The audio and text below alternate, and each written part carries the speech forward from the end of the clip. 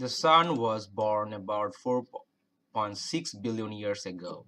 Many scientists think the Sun and the rest of the solar system formed from a giant rotating cloud of gas and dust known as the solar nebula.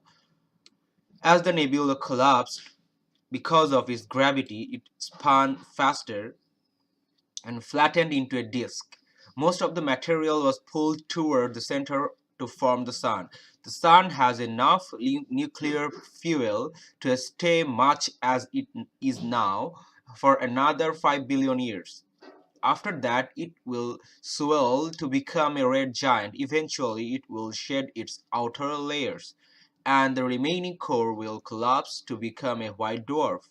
Slowly, it will fade to enter its final phase as a dim, cool, theoretical object, sometimes known as a black dwarf.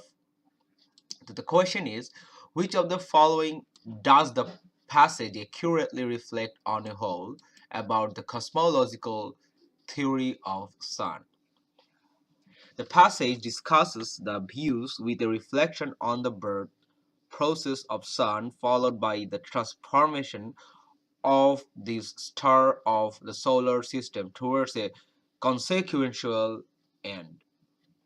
Choice A is incorrect because the passage does not emphasize or reflect on the black dwarf on a whole, rather it's shown as a product from the transformation of the Sun from its birth. Then choice B denotes only on nebula, while solar nebula is focused on the birth process of the Sun, and so according to the question it is also incorrect. Since the age of the Sun has entitled to reflect the fuel which triggers the transformation of the Sun only, and so choice C is not correct as well. Choice D is correct. The passage has given an image of reflection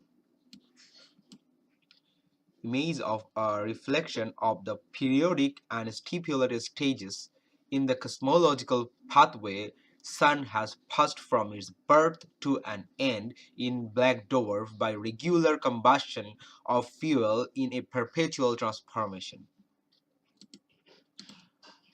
Choice C is incorrect because the passage is not only concerned about the birth of Sun.